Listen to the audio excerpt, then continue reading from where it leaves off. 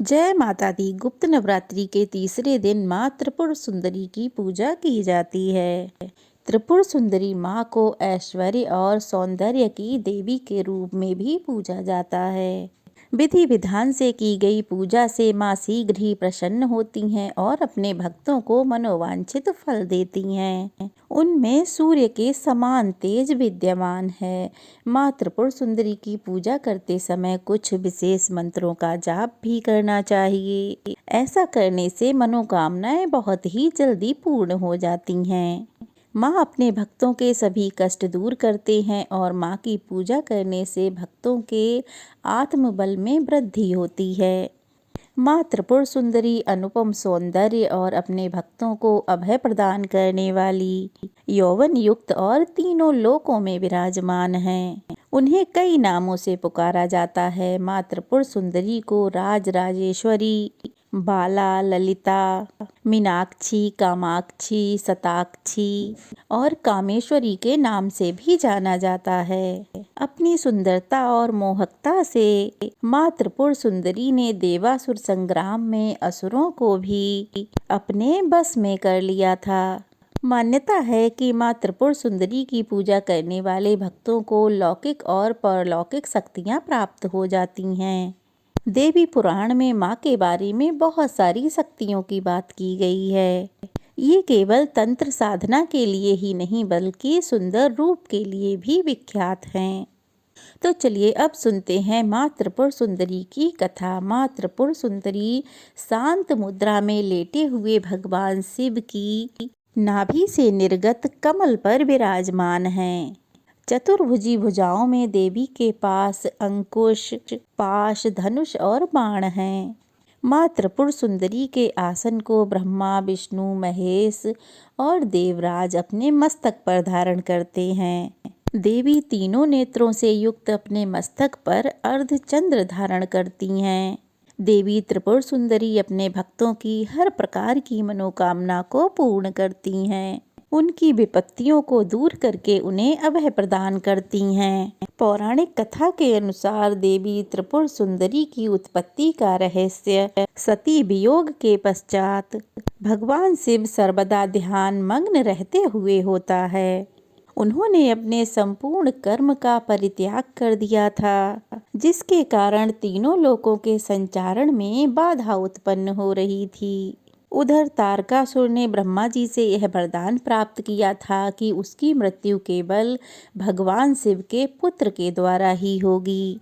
समस्त देवताओं ने भगवान शिव को ध्यान से जगाने के लिए कामदेव और उनकी पत्नी रति को कैलाश पर्वत पर भेज दिया। कामदेव ने कुसुमसुर नामक मोहिनी बाण से भगवान शिव पर प्रहार किया, जिसके कारण भगवान शिव का ध्यान भंग हो गया और देखते ही देखते भगवान शिव के तीसरे नेत्र से उत्पन्न क्रोध अग्नि ने कामदेव को जलाकर भस्म कर डाला।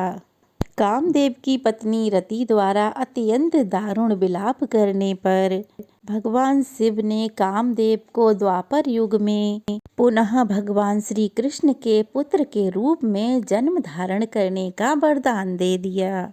वहां से स्वयं अंतर्ध्यान हो गए। सभी देवताओं और रति के जाने के बाद भगवान शिव के एक गण द्वारा कामदेव की भस्म से एक मूर्ति निर्मित की गई और उस मूर्ति से एक पुरुष पैदा हुआ। उस पुरुष ने भगवान शिव की स्तुति की और फिर इसके पश्चात भगवान शिव द्वारा उस पुरुष का नाम भाण रखा गया। शिव के क्रोध से उत्पन्न होने के कारण भाण तमोगुण उत्पन्न था और इस प्रकार वह तीनों लोकों पर धीरे धीरे भयंकर उत्पात मचाने लगा। देवराज इंद्र के राज्य के समान ही भाणासुर ने एक राज्य स्थापित किया और उस पर राज्य करने लगा। इसके पश्चात भाणासुर ने इंद्रलोक और स्वर्गलोक को चारों ओर से घेर लिया।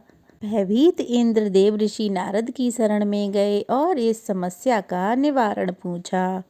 तब देवराज इंद्र के पूछने पर देव ऋषि नारद ने आद्या शक्ति की यथाविधि अपने रक्त और मांस से आराधना करने का सुझाव दिया।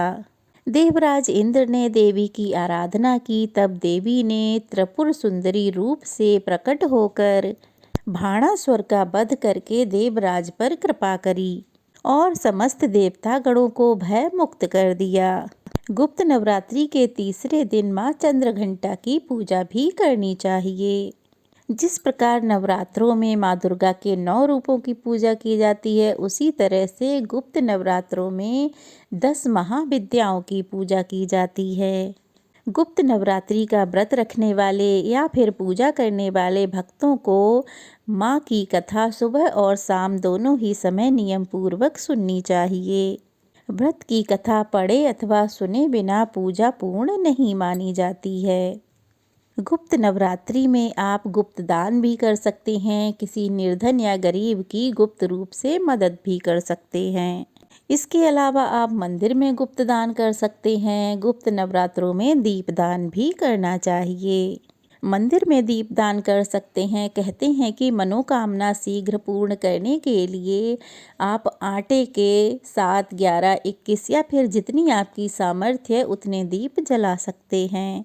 आप चाहें तो घी के या सरसों के या फिर तिल के तेल के दिए जला सकते हैं और मनोकामना पूर्ति होने के बाद उतनी ही संख्या में आटे के दिए माता के मंदिर में जरूर जलाने चाहिए।